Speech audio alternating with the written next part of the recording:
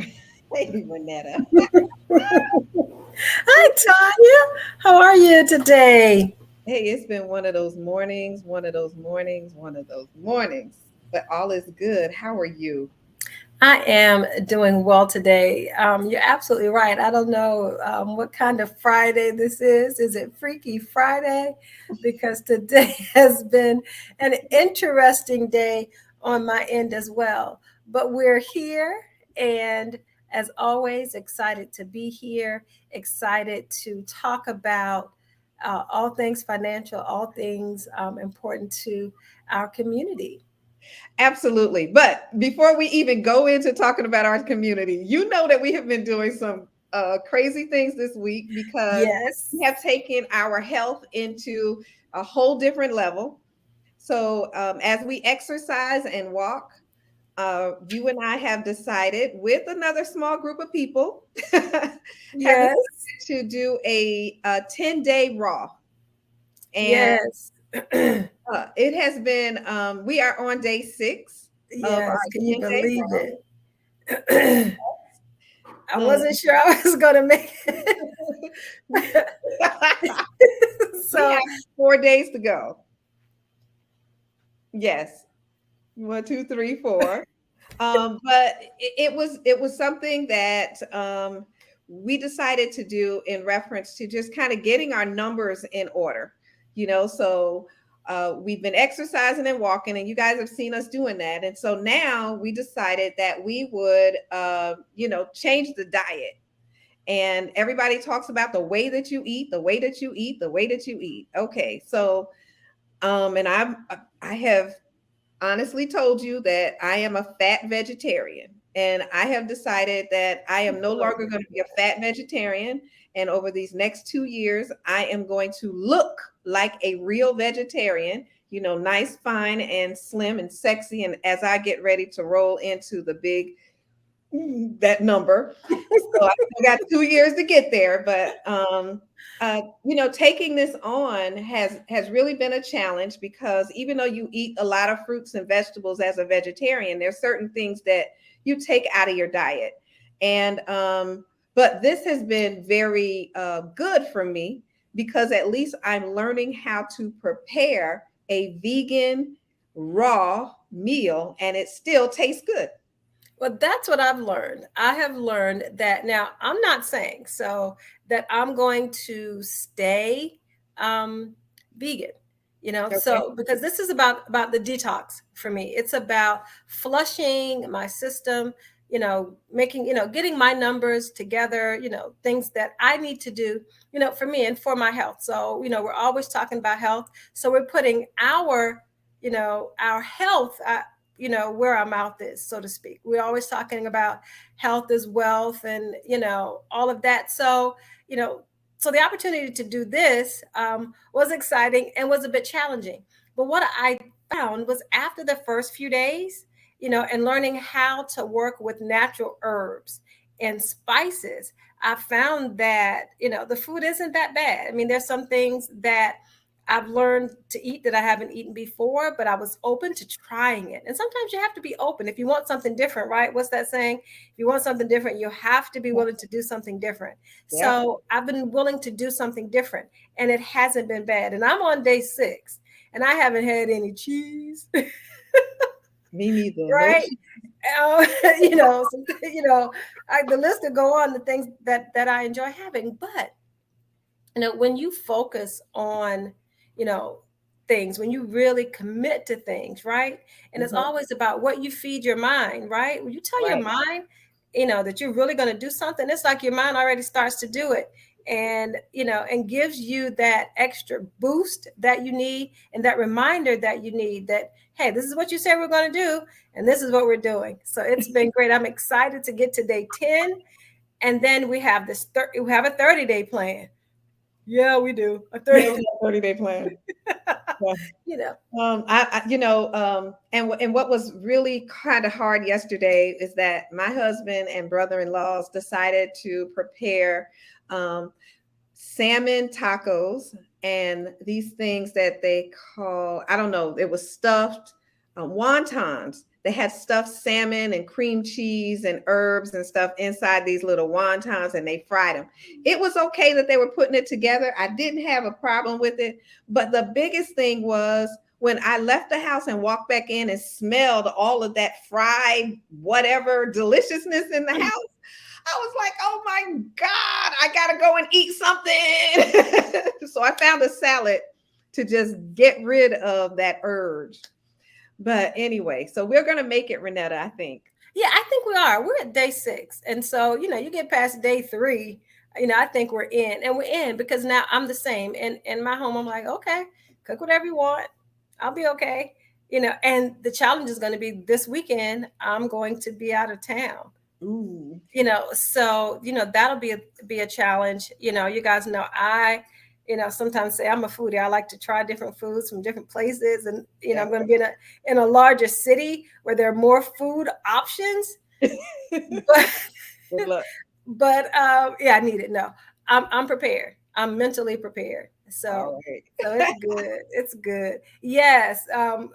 Miss Pam, I love to eat too. Yeah, we do. We all love to eat. That's why we can't. Yeah. But we're getting better. But we have an awesome show for you guys today. One of the things that we love to talk about on Financial Sins is finances. I am Tanya Scott Pilcher, your insurance professor. And today we are going to share with you one of the people that I have met in one of my coaching groups. I told you guys I have a lot of different coaches now because I'm really trying to get my life onto the next phase. And it takes that sometimes, is that you have to get to know people that are smarter than you, and at doing things better than you. And we've talked about finances here on Financial Sins, but sometimes we need some experts, right? And today we are bringing in Janae Nugent. She is going to be coming in today to talk with us in reference to personal finance. So I'm going to go ahead and bring her in. All right, Renetta? Absolutely. Hey, you on mute. I'm going to put her up here with you. Yeah, there we go. Hello, good afternoon, everybody. Good afternoon. Good to see you. First of all, you guys are talking about health and eating right. And we went on vacation last week and we didn't do so well. But we are back on it. My husband is a personal trainer, so he's like, no, we got to get this together. So it's definitely not easy, but I enjoy too, like you said, Renetta, like making foods healthy, like traditional foods, right? Like spaghetti or tacos, and like making them healthy. And it's really not as bad. It just takes time to get used to. So that's right. I'm back there like, yes. Well, Janae, last week we had Catherine on the line with us, and she shared things with us in reference to business finance, and she was awesome. So I think, she's with us today. Yes. Hey, she did a fantastic job, and we were able to talk about just getting our business finances in order. And today, we're going to have people that may ask questions, but we want you to talk with us about who you are and what you've been doing and how finances is, we can just do better. Yes, absolutely. So my name is Janae Nguyen. I typically help high achieving women. It's okay. It happens. It really does all the time. But I will help high achieving women drop financial shame that's attached to our finances and help them reach their financial goals one step at a time. My company, Financial Healing for Women, we commit ourselves to partnering biblical principles with technique, because in doing that, I've noticed that that's how they're able to obtain like the abundant life that God wants them to have, right? Dropping that shame, putting those techniques together, partnering your faith with what you're actually doing, and then what God is able to do with that is out of this world. So that is what I do and what my company is about. I have a pretty unique story. I've paid off about $25,000 in less than 3 years. And That was back in like 2014. And that's what really jump started my career in finance. It was through my own dirty story, really getting just knee deep and realizing that, oh my gosh, nobody's going to do this for me. So I need to figure out what I need to do to put myself in a better position in the future after I had accumulated so much debt. So, yeah. Wow. So that's amazing. And talking about, how you did that just from your own story. And that is the truth. We all have experienced financial shame, Yes. and how to get past that financial shame, because sometimes it cripples us and we're immobile, right? Mm-hmm. We're so caught up in the shame of it that we don't sometimes know how to jumpstart into action. Yeah. So how do we do that? What do we do? Because we're all guilty, and how do you get from saying, hey, yes, saying it out loud, taking ownership of it, and then what do we do? How do we take ownership? That's a really good question, because that's the hardest part, right? That's the start of when you make a decision. Okay, I want to be better in this. And for me, honestly, I was convicted. Like, I was young. I had decided to go full time in business, and there were just a lot of things that I didn't know that didn't set me up for success. And because I was putting money in the business and I was doing all these things, that it set me back. So I realized through really going in my prayer closet and getting real with myself, like, okay, what is going on right now? What are we going to do? And it was hard to face it. But if I'm honest, when you're in a situation where your back is up against the wall, you have no choice but to face it. And that's what a lot of people have faced through COVID, through the pandemic. They are in situations that probably aren't as unlikely, and they're looking like, okay, what do I have to do?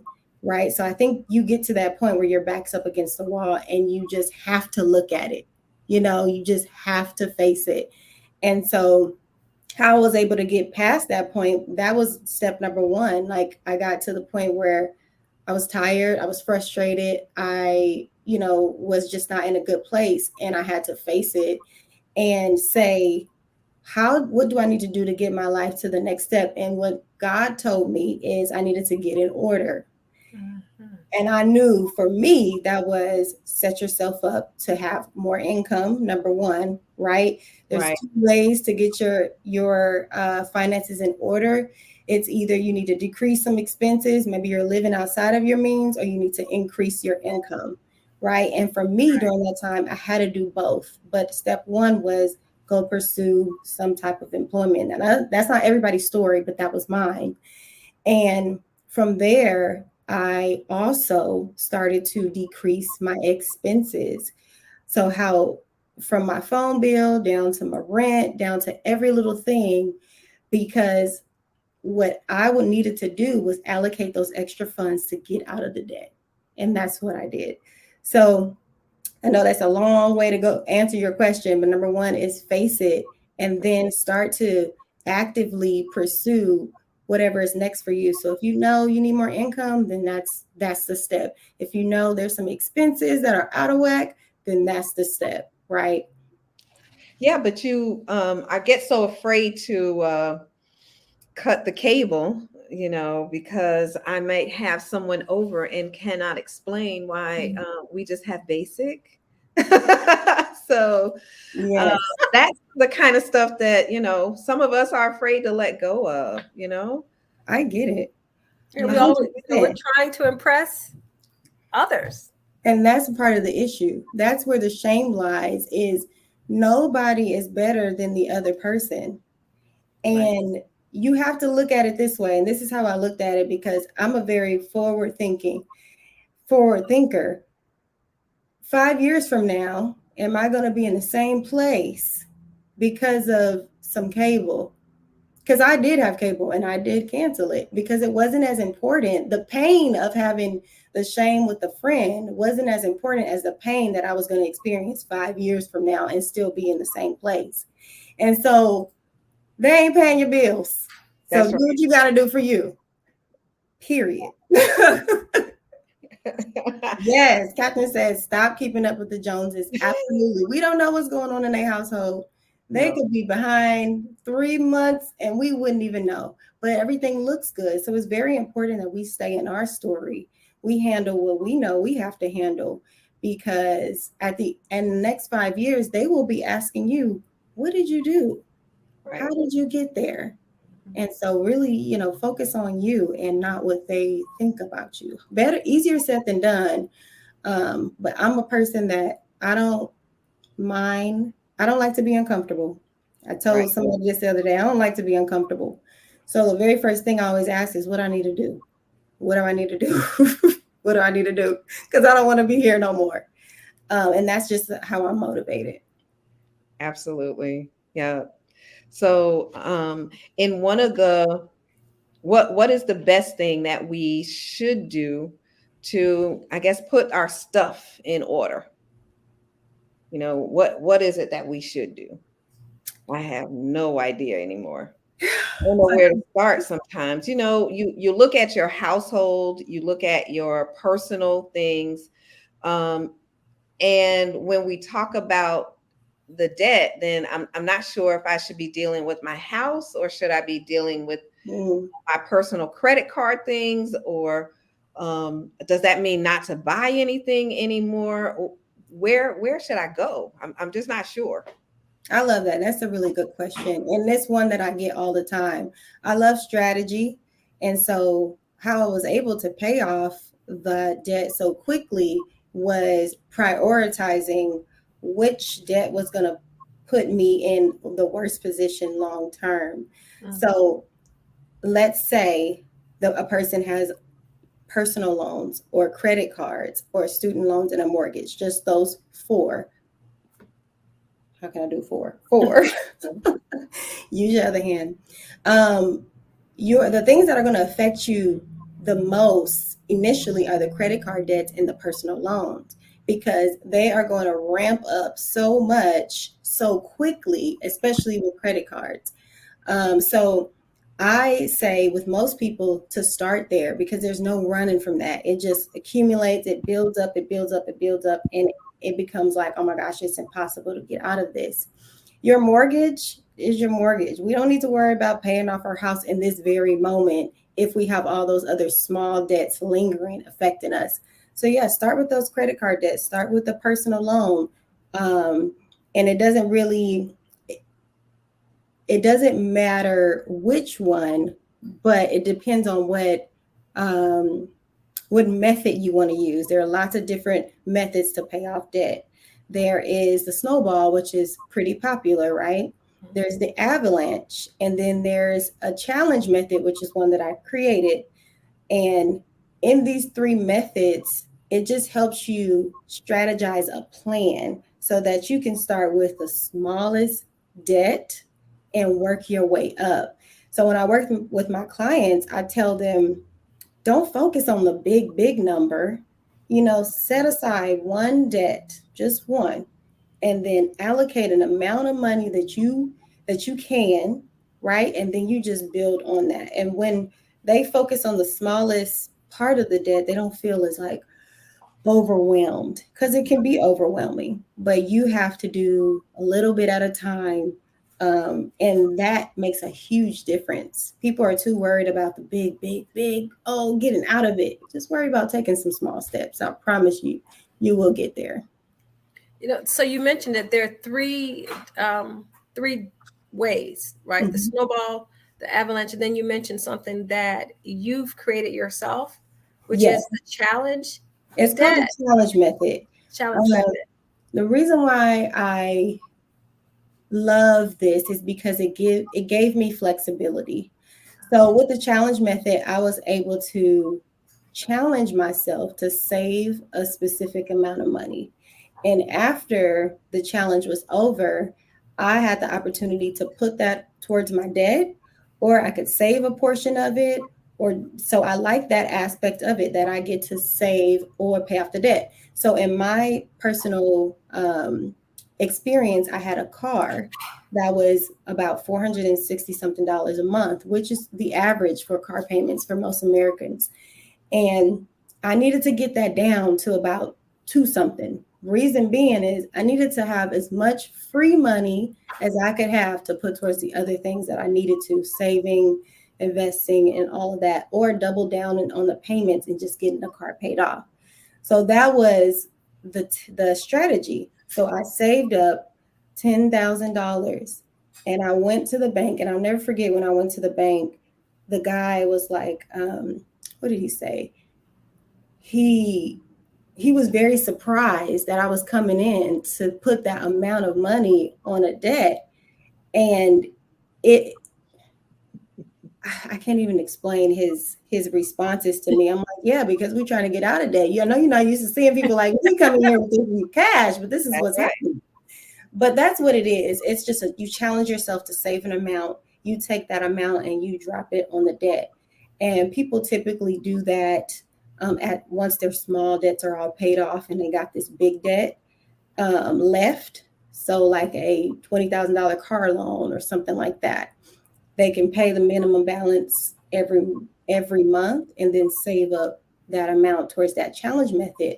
And then let's say at the end of the term of the car, you only owe $5,000. Then boom, you've knocked out two birds with one stone. You've learned how to save. You've built up the saving muscle, and you are knocking down your debt. So that's what the challenge method is. Awesome. Highly recommend. Highly recommend. Yeah, but it's hard for people to save.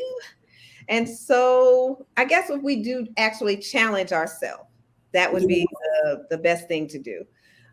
Because then you're working towards something and you're going to benefit. So we just got to get our mind right in order to make the challenge and head for, progress. Yeah. And I'm just trying to think, can I put that challenge method in place to really, and then I can see myself beginning to think, I have all of these things that I got to pay. I don't see where I can save.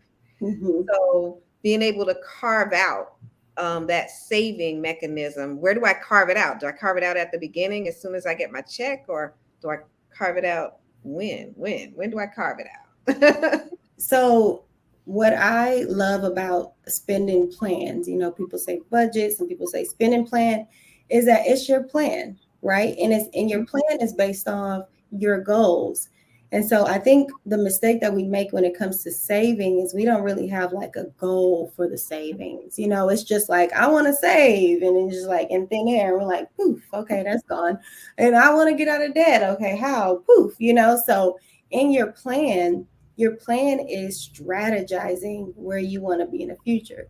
So the three things that you put inside of your plan is, I'm going to give, right? Pay our tithes. We know that's what I live by. Next, we're going to save, whatever that is. It don't have to be $1,000 a month. And I think that's why people get discouraged from saving, is because little by little works, but we want big by big, and so we don't do it. So savings, and then your responsibilities. Those are all the pressing bills that you have to pay in this very moment. It's very hard for us to strategize savings because it's hard for us to put ourselves first, right? We put God first, but then we have to think about ourselves.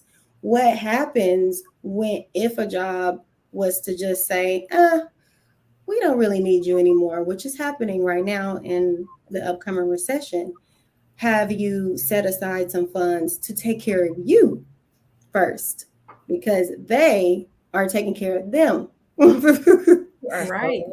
So that's how we strategize in the spending plan. You want to have those three categories. Even if you don't have this super broad plan, those just need to be in the plan. Paying your tithes, saving some, whatever you can, and then utilizing your responsibilities.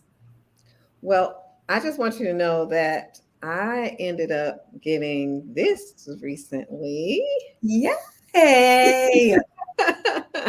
You want to tell us why you did this? Okay, so funny story. I actually created this almost as like a test to see if I could actually create a book. I'm writing a book, and so this was like an introductory initially.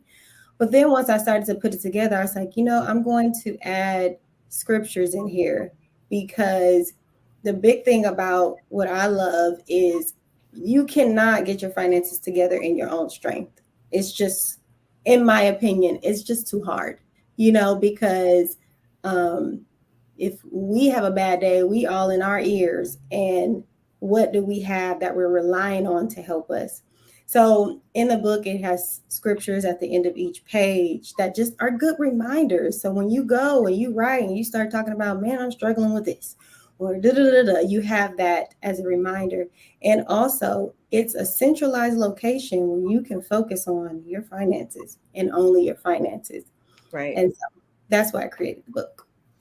And this is good because we definitely need to be able to focus on our finances, because I have other notebooks that's about things to do. And nothing in there is about paying a bill or finances or where I want to go, whether it's my business finances or my personal. So this is such a great tool for people to have in their homes, and you can get it on Amazon. Yes, it's $9.99 on Amazon. So grab it. We will put the link in the chat for you. Okay. I'll put the link in the chat for y'all. All right. I was gonna ask you something else. I just went blank just then. What else are you doing? Oh, no. I want to answer Gabby's question first. Okay, that's what it was. How much should I save each month to buy a house?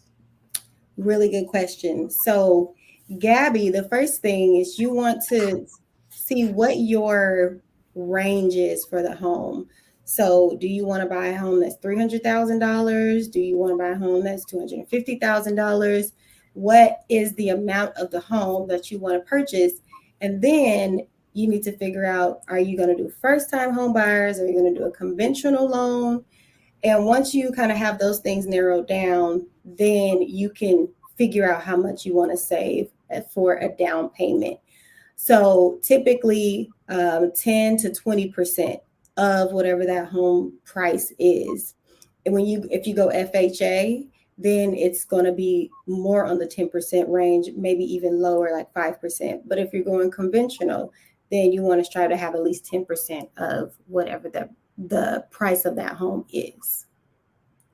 So then she should be able to break that down into a monthly chunk of what she's able to save based on her income then, right? Exactly. Yes. And you need to have a time frame to this. So let's say you're wanting to buy the house in the next year. So whatever that percentage is, you break that down into 12 months, and then that gives you your number. If it's 2 years, then that's even smaller. And the more prepared you are, the easier it is for you, because you don't have to chunk a huge amount every single month. Right. Good question. I love that. I mean, I love the way that you're breaking it down into, I call them bite-sized. I love bite-sized pieces. Because, talking about a $300,000 home and you're, 10%, it's like, yeah, where do I get there to, but you're saying, then you break it down and you go back and say, hey, is it a year from now? Is it 2 years from now? Yeah. And then you can really look at what your current financial situation is and understand what you need to do.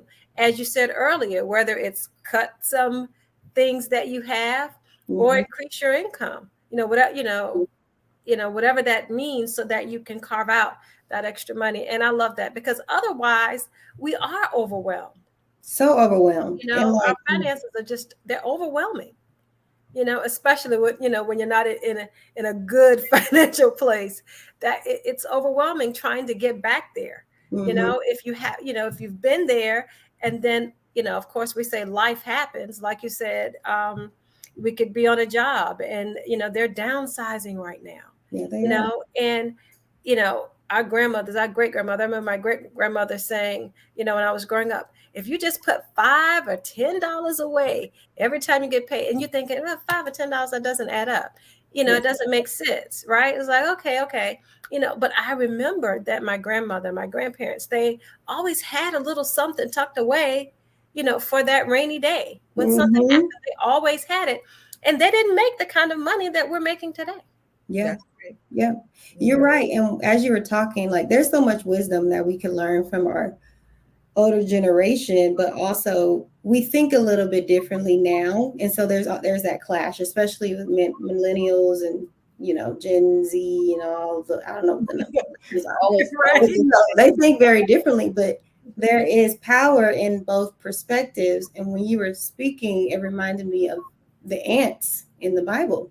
It talks about the ants and how in the summer seasons they save so they build up their food so they can have it in the winter.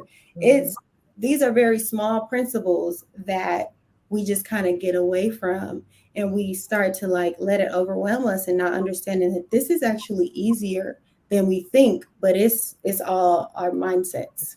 Yeah, it's all our mindsets. We definitely have to have a better mindset. So you talk about financial healing. Mm-hmm. So why healing? Let me just ask that question. Financial healing. The reason why, when I started financial healing for women, the thing that really stuck out to me is we're not going back. I'm not promoting that you could just create a spending plan and it'll get you out temporarily. It will always get you where you need to go. You can follow the steps, be good with it, but then you can go back, and then you can go back. Because if you haven't healed the spending issue, the causes of it, why we do it, the underlying factors of it, then it causes you to stay in the same place. And so I am huge on promoting healing, because it doesn't matter what the economy does. It doesn't matter what the recession is doing. You have a solid foundation and you have healed those areas in your life that make you go, oh, I'm tired from work today. I deserve this. You do, but maybe not every weekend. Those are things that maybe not every day, So those are things that I love healing, because I like to see permanent healing. And if you don't heal past a certain point, you can never go to the next point. So if you can't get the spending together, the budget together, the debt, then investing looks almost impossible for you. Right. And you know what I'm saying? So there's complete elevation and shifting as you heal from one point to the next. You're right. Shifting. That's a powerful statement. Yes, ma'am. We're not trying to be here forever. And that should be everybody's mindset. Is like, I want to be somewhere different in the next 3 years, in the next 5 years. Today, budgeting is what I need. 5 years, I'm trying to have a couple investment properties. That should be your thought process.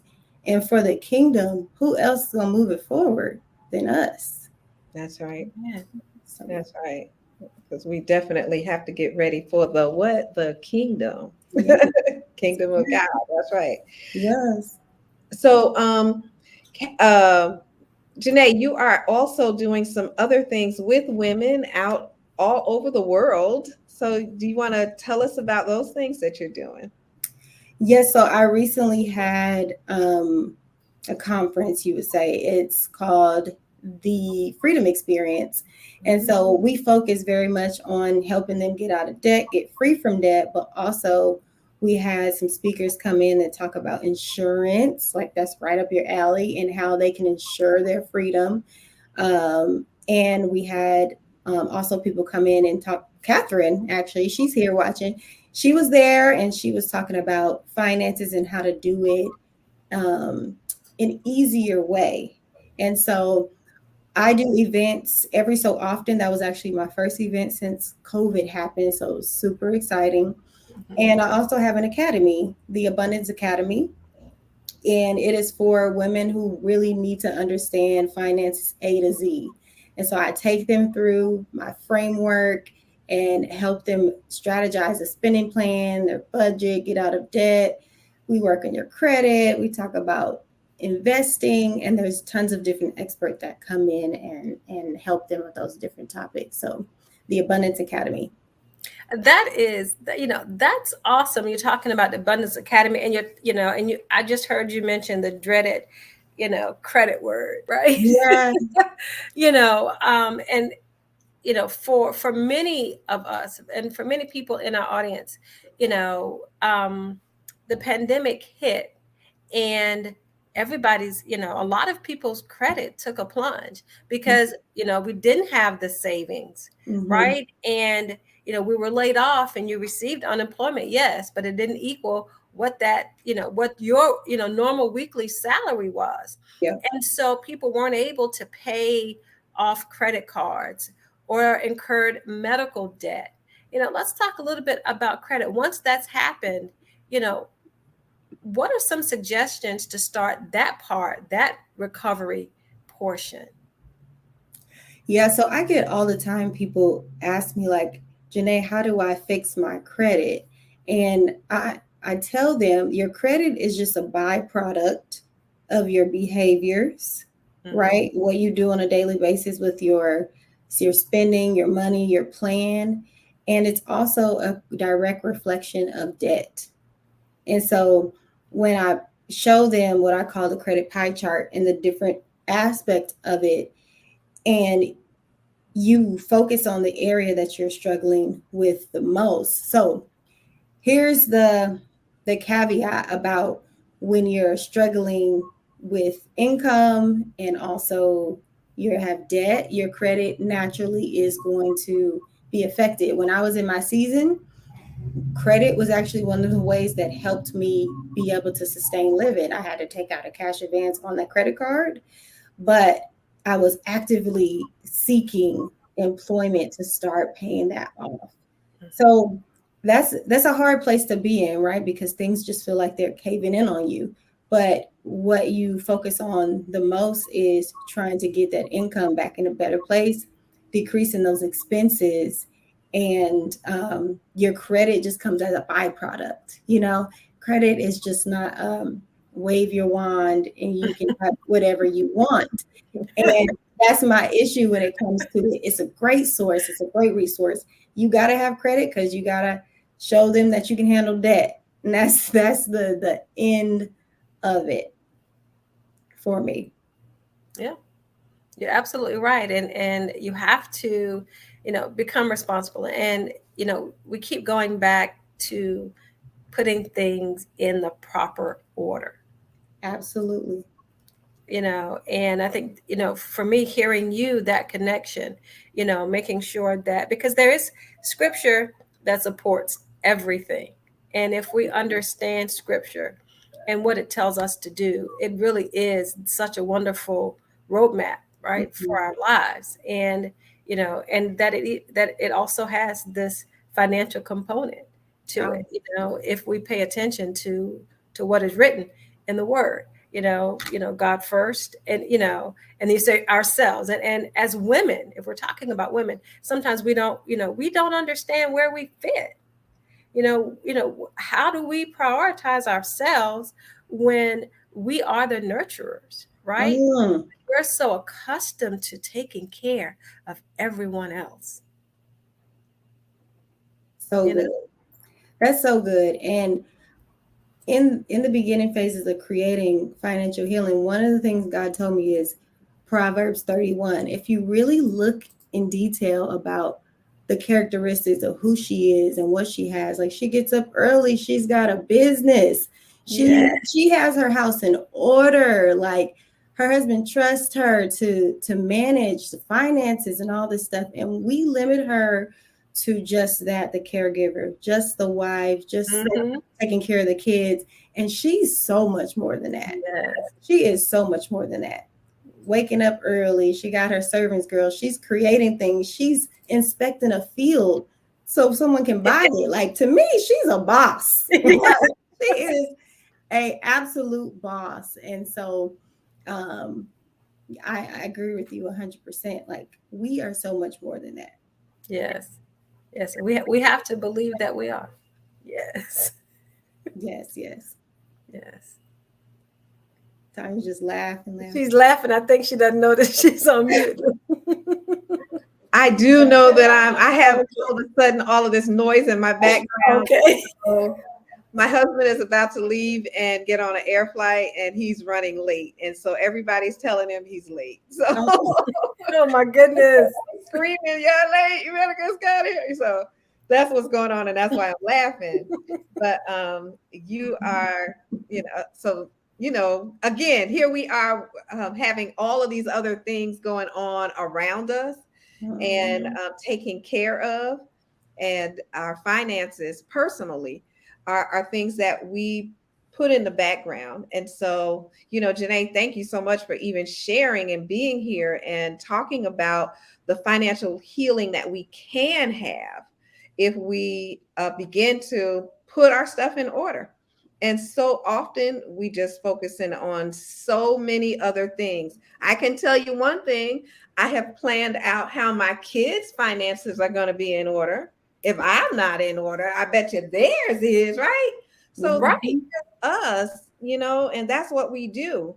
So I may not have anything that I'm leaving for them, but their finances and how they're going to be set up, I have that.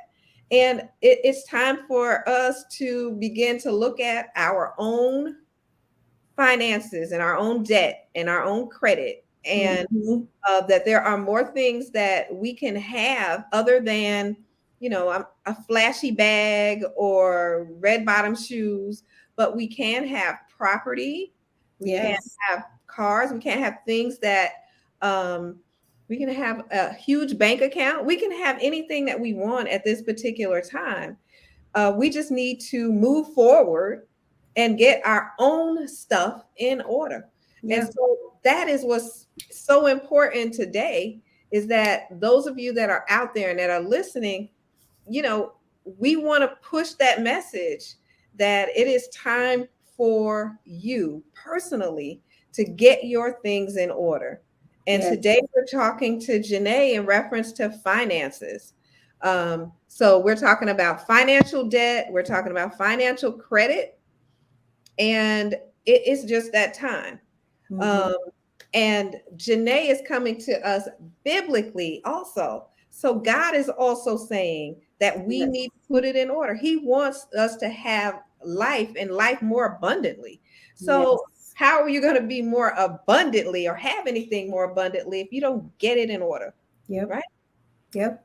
Well, I have something, Renetta and Tanya, if it's okay that I drop it. I know it's on the screen, but the Financial Breakthrough Roadmap I created for people who are starting the process of getting out of debt, and they need the steps, right? Because I love to break things down. I feel like it's the only way you really teach finance is to give them the steps. And so in the roadmap, it teaches you 6 quick and easy steps to get free from debt and financial shame. And so as a gift to you guys that is there for you, go ahead and grab it. It's free.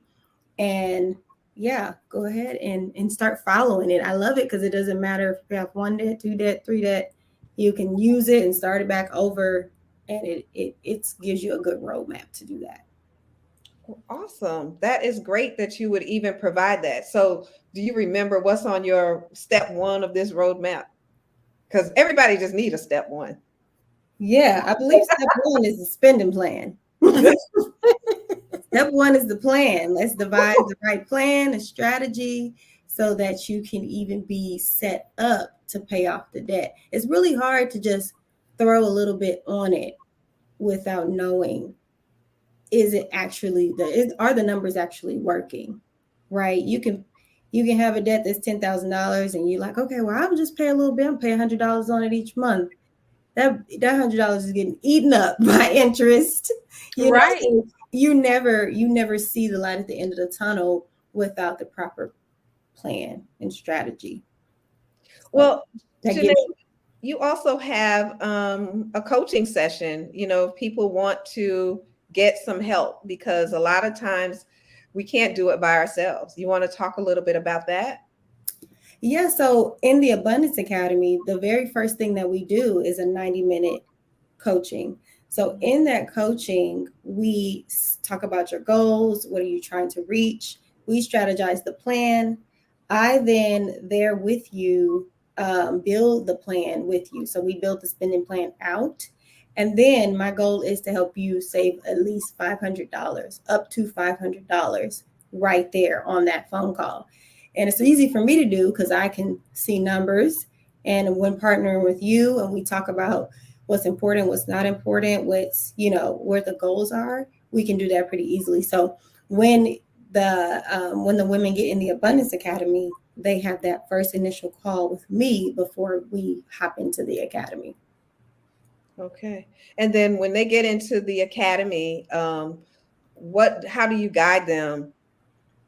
So they hop into the academy, they initially start the framework, which is like very bite-sized digestible pieces that take them through the financial healing process. And then we have Q&A calls. So every 2 weeks, they come, they answer their questions, and I answer it right then and there. Sometimes we have hot seats where I can take one person and just really okay, so we need to do this, and that. And so that's what we do in the academy. That's how they get the help. There's also other trainings in there. So if you want to learn about insurance, or taxes, there's other experts in there talking about topics that I'm not sufficient in because, that's a lot. Finances is everything. It's big. When you're getting everything in order, you're getting your finances, you're getting your insurance in order, you're getting your wills in order, you're getting everything about your entire life in order and doing it now. I was laughing with one of my friends earlier today because she had put up a Facebook post in reference to Memorial Hospital, and then the next little thing says something about a vacation, and I was like, is something wrong with her? And after she told me what was going on, my first question was a question of, is it in order? Is your insurance paid? Is everything for your kids in order? And of course, we are going to always answer yes for other people.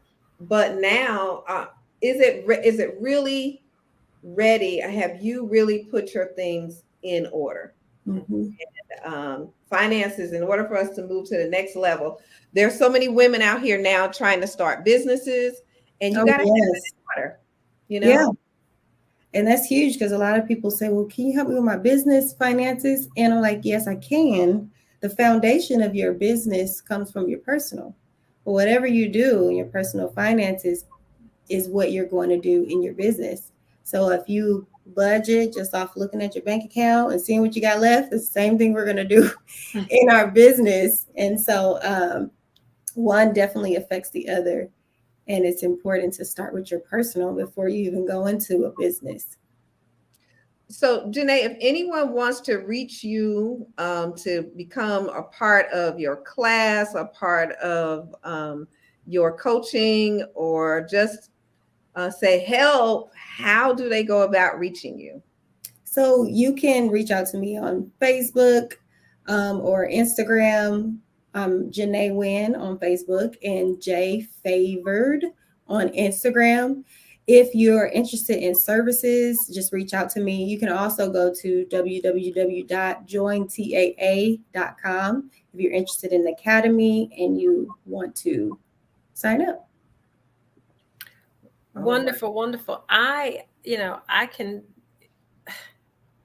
today, I think, understanding how things are connected, and we're always talking about healing, but healing is so interconnected to so many aspects of who we are. Yes. We have to go through a process of healing in so many areas of our lives, and especially as women. So to get this part of the financial healing, right, that part actually will probably help others in other types of healing, because when you're stressed out about one thing, it shows up in other areas. So you're financially stressed out, then you become physically stressed out, right? Then you become emotionally stressed out, right?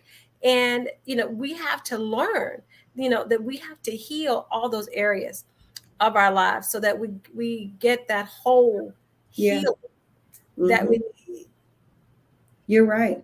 They're all interconnected. And it's crazy how, like, when people start working on their finances, other things start to become important to them, like their mental health. Yes. And their physical health, which I'm a huge advocate of. The first thing that you need to make sure that you invest in that needs to be a part of your daily life is your mental health, whatever that looks like for you, therapy, going to a movie, like whatever that is, you need to invest in that part of you. You need to invest in the physical aspect of you and food. And I know food is a little higher than normal, but we're not compromising on healthy foods. And that's just something that I live by, because it costs more to go to the doctor and when something is wrong, then it costs for you to just invest in the right foods that we need to eat. So you're right. It is connected to everything. So I tell my clients, we don't compromise on the groceries. The groceries going to be high. Oh, well, we going to eat the right food because we're thinking forward, not now. That's right. That's right. That is so good. And I want to encourage you all to reach out to Janae. You're not going to only just get a person that is an expert on finances, but you're going to get someone that is a God-fearing woman. And if you need prayer, she's going to pray with you. Really? Bring it on home. So, and that's sometimes what we do need, is that we need someone to really understand, because we are embarrassed about our debt. We're embarrassed of the shape that we have gotten ourselves in. So when you look at me on the outside, I may look one way, but in the inside, there's something else going on. Right. And you are a person that people can really connect with. You have that spirit about you. And so that's why she's here today, to share information with us, to make you aware that there are people out here that can help move us from, I'm going to say, from poverty to riches, because there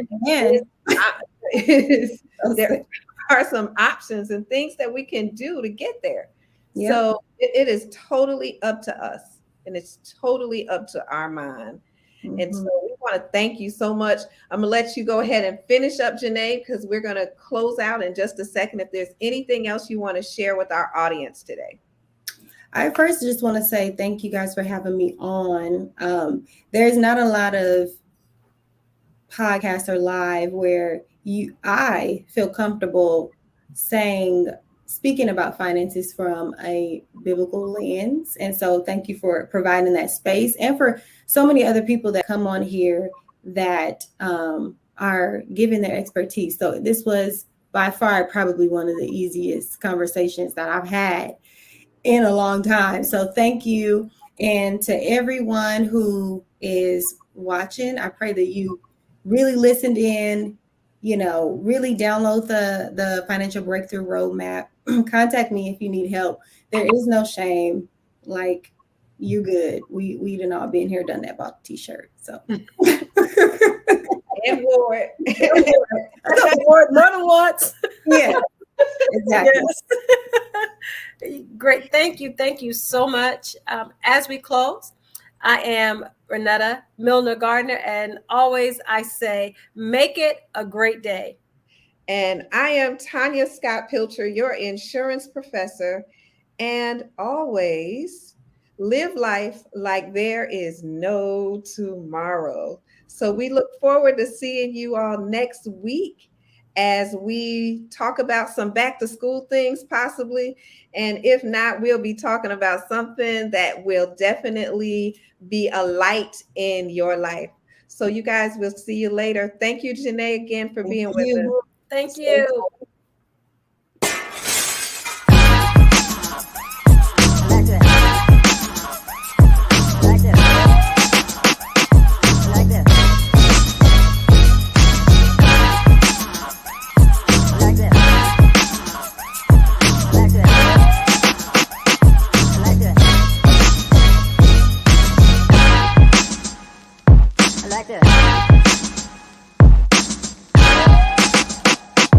like this.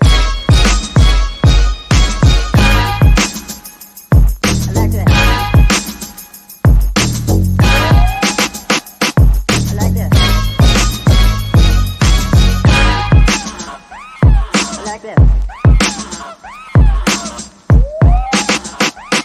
I like this. I like this.